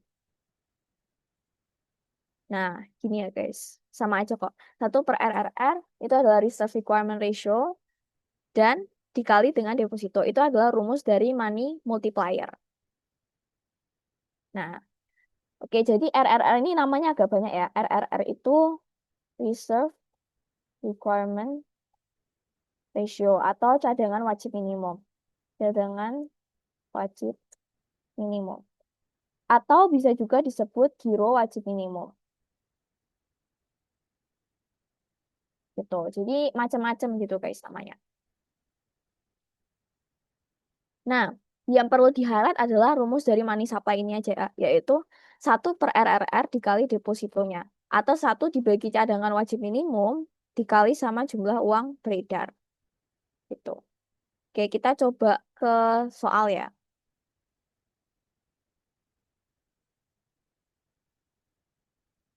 Misalnya yang ini. Nah, di soal ini dibilang, kalau assume that required reserve ratio itu 10%. Nah, ini kebetulan di soalnya itu reserve ratio-nya itu 10% guys, gitu. Dan bank itu keep no excess reserve. Tandanya semuanya itu akan apa namanya? Semuanya itu akan terbagi menjadi dua, yaitu dimasukkan ke dalam ranah reserve atau cadangan dan juga masuk ke dalam loans kayak gitu. Nah, kemudian di sini ada deposito. Suppose you have saved $100 in cash at home. Jadi aku misalnya itu nyimpan uang di bank itu $100 atau aku deposito di bank $100. Berapa money supply yang dihasilkan gitu. Nah, kalau misalnya kita ngehitung money supply-nya ya, ini kita jangan ngitung can increase by a maximum of. Kita ngitung dulu money supply-nya berapa. Kalau kita mau ngitung money supply-nya nih berapa, kita tinggal pakai rumus yang ini. 1 per RRR dikali deposito. Nah, 1 dibagi reserve requirement ratio-nya kan 10% ya di sini. Required reserve ratio adalah 10%. Berarti kita bagi dengan 10% atau 0,1 gitu. Kemudian kita kali dengan depositonya, yaitu sebesar 100. Hasilnya adalah 1000. Sama sebenarnya kayak yang ini. Kalau di sini itu juga karena deposito awalnya 100 dan reserve requirement ratio-nya 10%, jadinya sama ya guys. Hasilnya adalah $1000 gitu. Maksudnya adalah kalau kita nyimpen uang $100 di dalam bank, itu akan menghasilkan 1.000 uang yang beredar gitu. Setiap dolar reserve akan menghasilkan 10 dolar uang lagi kayak gitu atau berkali lipat gitu. Makanya namanya money multiplier gitu. Nah, kemudian ini sebenarnya yang ditanyain itu increase by a maximum of. Yang mana kita harus kurangin sama deposito awal. Tetapi kalau misalnya ditanya ini tanpa ini ya, tanpa kata-kata ini, deposit. Nah, the money supply-nya itu berapa? Jawabannya adalah 1.000 ya. Gitu. Oke, ini kita dikit lagi kita masuk ke money demand, money supply dulu ya. Nah, intinya dari money demand dan money supply ini, kalau money demand itu apa yang di hold oleh masyarakat. Jadi, si masyarakat ini tuh meminta uang gitu ibaratnya. Dalam bentuk yang liquid, alias dalam bentuk uang tersebut. Dan dia itu berbanding terbalik dengan harga atau bergantung dengan harga. Nanti kita akan lihat modelnya di bawah sini ya. Kemudian kalau money supply itu yang ditentukan oleh the Fed. Nah, the Fed dalam hal ini itu adalah bank sentralnya Amerika Serikat ya. The Fed itu bank sentral Amerika Serikat. Atau bisa kita bilang BI juga bisa kayak gitu. Money supply ini itu yang dikontrol oleh bank sentral. Sementara money demand itu adalah uang yang diminta oleh masyarakat gitu. Bentuk kurvanya itu kayak gini guys. Ini money supply-nya tuh yang tegak dan money demand itu yang berbanding terbalik atau yang downward sloping gitu. Yang berslope negatif. Nah, di sini misalnya kita lihat ya, money supply itu dia tuh bentuknya vertikal karena dia udah ditentukan oleh pemerintah gitu, dikendalikan oleh pemerintah. Dan dia jumlahnya itu fix gitu. Sehingga kalau kita lihat kurvanya di sini ada quantity of money, kemudian yang em, di sumbu vertikal ini value of money. Nah, quantity of money-nya ini tuh udah di fix in sama pemerintah 1.000 dolar gitu. Pokoknya sekarang pemerintah ngasih money supply 1.000 dolar, jumlah uang beredarnya 1.000 dolar gitu. Nah, itu makanya bentuknya bisa vertikal. Tetapi kalau money demand itu dia berbanding terbalik dengan harga. Karena dia kalau misalkan harganya ini naik, ini kan semakin ke bawah harganya semakin naik ya guys. Kalau harganya semakin meningkat, justru money demand-nya itu akan semakin em, banyak, tetapi value of money-nya itu akan semakin berkurang. Nah, ceritanya gimana? Singkatnya itu adalah kalau misalkan harga ini naik guys, misalkan dari satu coklat gitu, dulu itu satu coklat harganya misalnya 10.000 gitu. Nah, sekarang satu coklat itu harganya bisa mencapai 30.000. Nah, karena satu coklat itu naik nih dari 10.000 ke 30.000, otomatis masyarakat itu akan meminta uang lebih banyak gitu. Permintaan uang akan jauh lebih banyak gitu. Makanya quantity of money demanded itu akan lebih banyak atau meningkat gitu. Sementara value of money-nya akan turun. Nah, misalnya kayak gini. Uang kita 10.000 itu awalnya bisa ngebeli satu coklat. Tetapi sekarang uang 10.000 kita nggak bisa ngebeli satu coklat karena kita harus ngeluarin uang 30.000 kayak gitu. Nah, itulah yang disebut dengan value of money. Alias uang kita yang dulu itu nggak bisa ngebeli uang kita yang nggak bisa ngebeli barang yang sama saat ini kayak gitu. Nah, atau misalnya di sini aku kasih contoh juga. Misalkan ketika harganya itu 2 dolar sama ketika harganya 3 dolar. Value dari 1 dolar ketika kita bisa ketika harga dari candy bar, ini contoh dari harga candy bar ya. Harga candy bar 2 dolar dan harga candy bar 3 dolar. Kalau kita beli dengan uang 1 dolar kita, awalnya tuh kita cuma bisa beli setengah candy bar. Tetapi ketika harga dari candy bar itu naik jadi 3 dolar, kita uang 1 dolar kita tuh cuma bisa beli sepertiganya kayak gitu.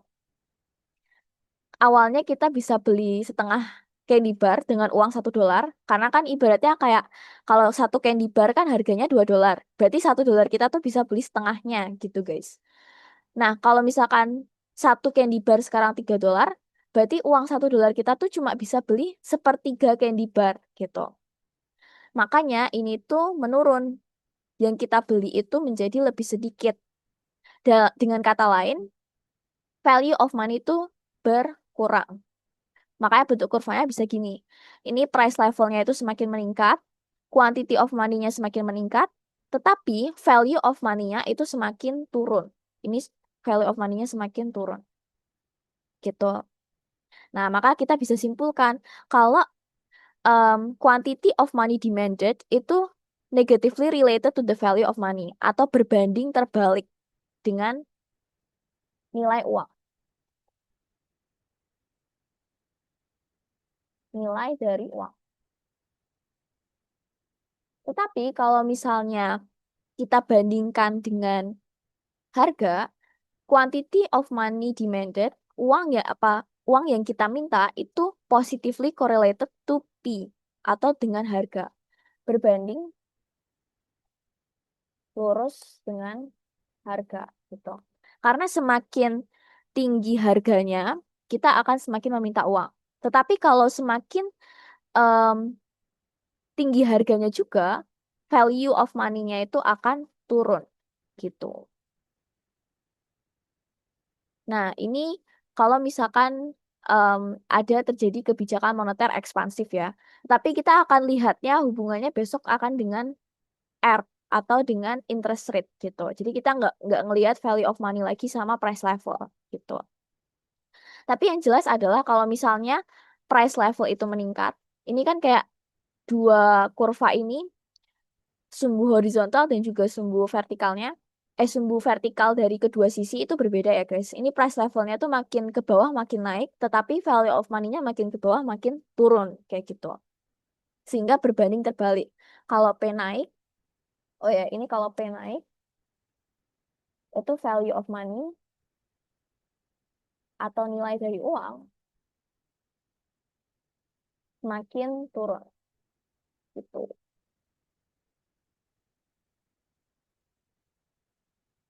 Nah, ini yang tadi.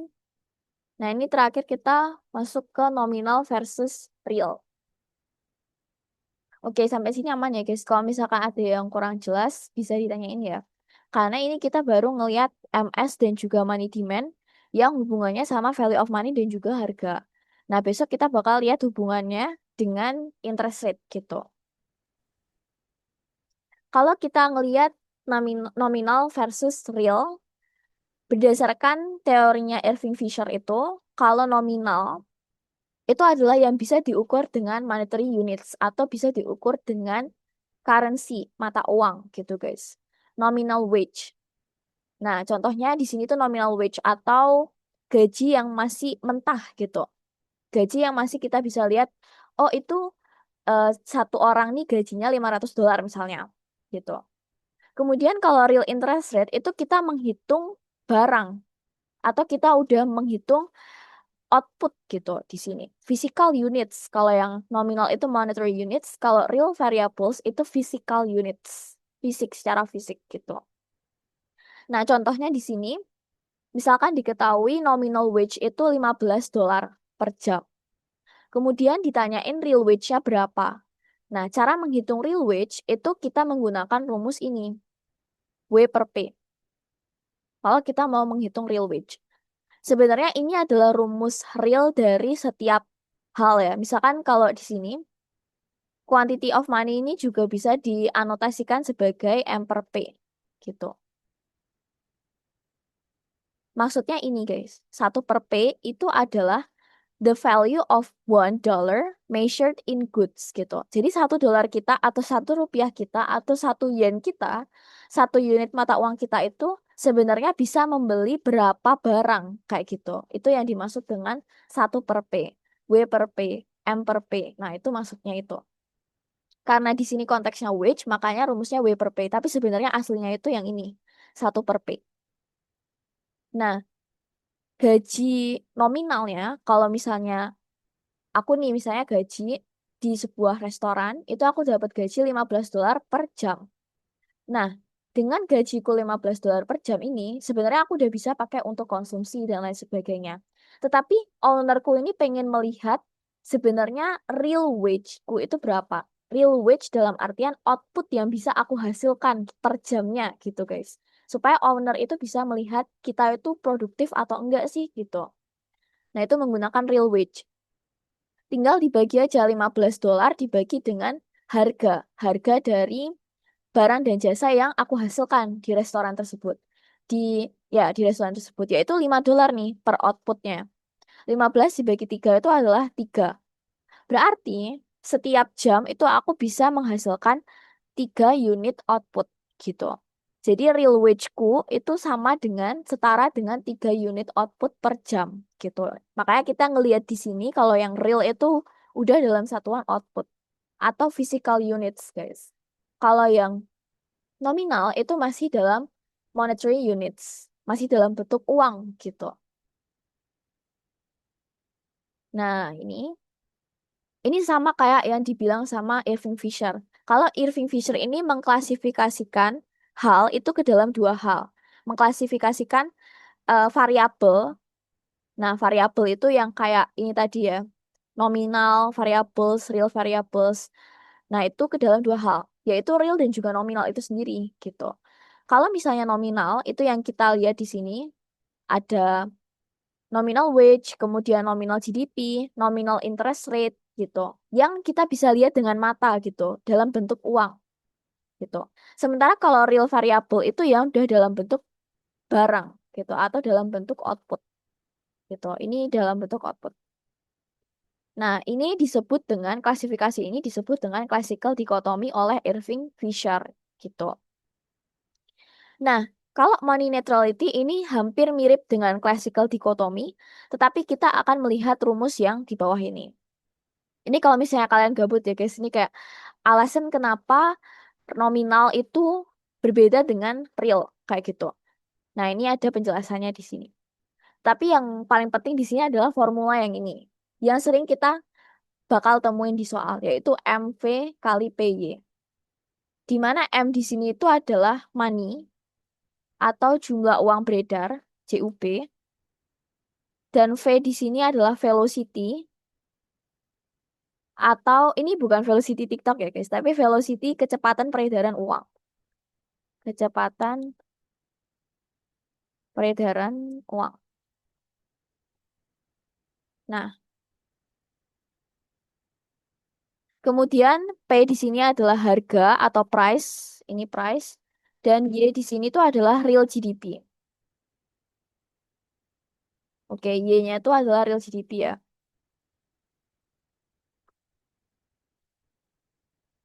Nah, ini. Nah, sebenarnya kalau misalkan kita menggunakan rumus ini, yang bisa ditanyain tuh banyak hal. Bisa ditanyain M-nya, bisa ditanyain V-nya, bisa ditanyain P-nya, bisa ditanyain Y-nya juga. Makanya nanti kita langsung mengarah ke soal aja ya. Tapi sebelum kita ngarah ke soal, biar sekalian aja nih guys. Itu yang samping ini. Rumus dari nominal interest rate. Sebenarnya ini rumus dari real interest rate ya. Cuman kalau misalkan kita otak-atik dari rumus nominal interest rate, itu real interest rate adalah nominal interest rate dikurangi inflasi. Real di sini berarti tandanya berapa sih return yang mestinya kita dapat yang udah disesuaikan dengan inflasi gitu. Karena kalau misalnya kita dapat return dari bank, misalnya kita dapat return 6% gitu. Kemudian kita akan menggunakan return tersebut untuk konsumsi. Dan itu akan kita belikan barang dan juga jasa kan tentunya. Pada akhirnya kita akan beliin barang ataupun jasa.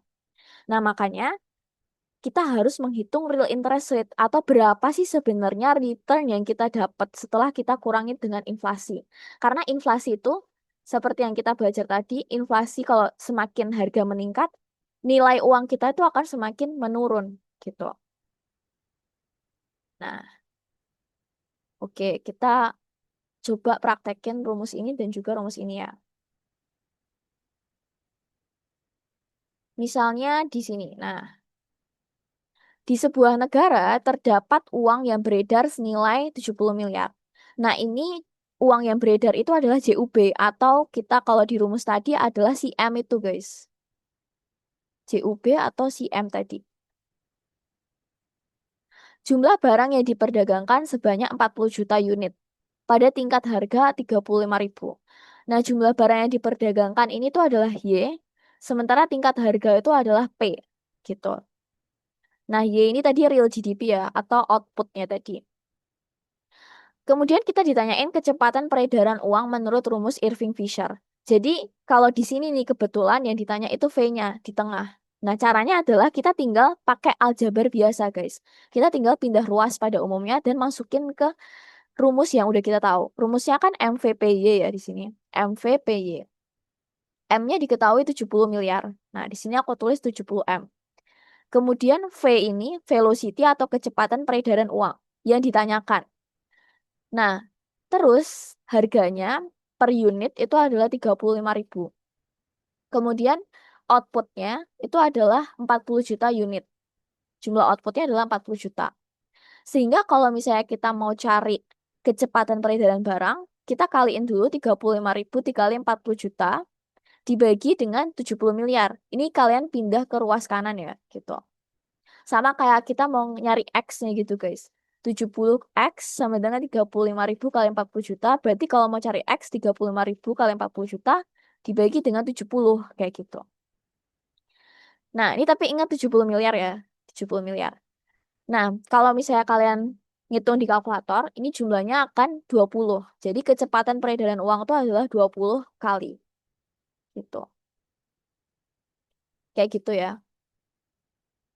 Nah, biasanya yang ditanyain itu nggak cuman si velocity-nya aja atau kecepatan, tapi beda-beda. Bisa juga yang ditanyain itu jumlah uang beredar atau M-nya itu. Terus yang bisa ditanyain juga P-nya juga bisa ditanyain.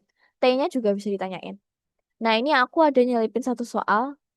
Nah, nanti kalian harus baca sih ini karena udah ada caranya juga. Ini yang ditanya ini adalah GDP deflator. Nah, ini ada tersiratnya guys sebenarnya. Sebenarnya GDP deflator itu adalah P. Jadi kalau kita pakai rumus MVPY, nah, nama lain dari P itu adalah GDP deflator. Gitu. Kalau misalnya kalian lihat kenapa kok bisa GDP deflator itu P, sebenarnya simpelnya adalah kalau kita ngelihat GDP deflator kan rumusnya GDP nominal dikali GDP real. GDP real tuh kalau di rumus ini adalah Y. Sementara GDP nominal tuh P kali Y itu. Jadi kalau kita coret-coret Y-nya, nah itu adalah GDP deflator. GDP deflator sama dengan P itu sendiri. Gitu. Makanya kalau di yang soal nomor ini, oh ini nggak ada nomornya ya. Tapi di soal yang ini tuh jawabannya adalah kita harus mencari P-nya. Kita harus mencari tingkat harganya. Menggunakan rumus yang tadi guys, MVPY. Tapi kita nyari yang P-nya sehingga M kali V dibagi Y. Kayak gitu. Tinggal kita pindah ruasnya aja. Nah, kemudian last kita akan menghitung real interest rate. Nah, sebenarnya soal penerapan dari rumus ini tuh sangat sederhana guys. Yaitu cuman kayak gini nih. If the nominal interest rate is 5% and the inflation rate is 2%, then the real interest rate is titik titik titik. Jadi kita tinggal kurangin aja sesuai sama ini ya. Real interest rate itu kan rumusnya sebenarnya rumus aslinya nominal interest rate sama dengan inflasi ditambah real interest rate. Tetapi karena kita mau ngitungin real interest rate sehingga kita pindah ruas. Inflasinya dipindah ke kiri, jadinya nominal dikurangi inflasi. Itu ketemulah real interest rate gitu. Nah, jadi kita bisa hitung real interest rate sama dengan nominal dikurangi inflasi. Nah, real interest rate itu sama dengan di sini kan udah diketahui ya, nominalnya 5%. Terus inflasinya itu adalah 2%. Sehingga real interest rate-nya adalah 3%. Gitu. Cuman gitu sih guys untuk penerapannya. Ada sebenarnya kalau misalnya lebih akurat itu menggunakan rumus yang ini. Untuk menghitung real interest rate. 1 ditambah nominal interest rate dibagi 1 plus P. P ini tuh inflasi. Ini inflasi. Terus I ini adalah nominal interest rate Terus kalau R itu adalah real interest rate. Sebenarnya rumus aslinya kayak gitu. Tapi penerapan yang dipakai sama Dewan Juri itu adalah yang sederhana gitu. Kunci jawabannya ini yang pakai yang rumus sederhana aja gitu guys. Oke, oke. Ini sedikit penegasan lagi ya. Kalau misalnya real interest rate itu adalah bunga yang benar-benar kita dapetin gitu. Setelah kita kurangi dengan faktor inflasi gitu. Oke. Nah, oke aku sambil mau nambahin ini deh. Kayak tadi kurang mantep deh. Untuk yang money demand itu ini kalau misalkan baca di sini agak bingung sih. Jadi ini aku hapus aja highlightnya. Nah, yang jelas kayak gini guys. Bentar. Nah, ini kesimpulannya tuh ini. Kalau P naik, value of money itu akan semakin turun. Nah, P naik itu quantity demand, quantity of money demanded, atau sebenarnya kita langsung sebut aja ya, money demand itu meningkat. Karena kita butuh lebih banyak uang untuk bertransaksi gitu guys. Kayak tadi contohnya, aku harus menambah 20.000 lagi untuk membeli satu coklat gitu. Tetapi pada saat yang sama, value of money atau nilai dari uang itu akan semakin turun gitu. Karena kalau di ilustrasiku itu uang 10.000 ku tidak bisa tidak bisa lagi membeli satu batang coklat. Nah, kayak gitu guys. Jadi pada saat yang sama ketika P naik, quantity of money demanded itu naik. Buktinya gimana? Ini kan money-nya naik ya. Sorry, money-nya naik.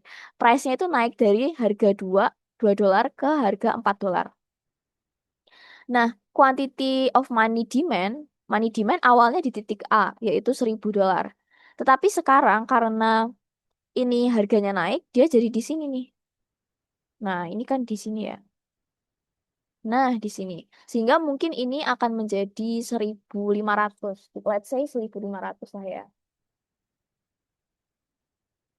Nah, gitu. Dan seterusnya begitu. Kalau semakin harganya itu meningkat, quantity of money demanded-nya juga akan semakin meningkat.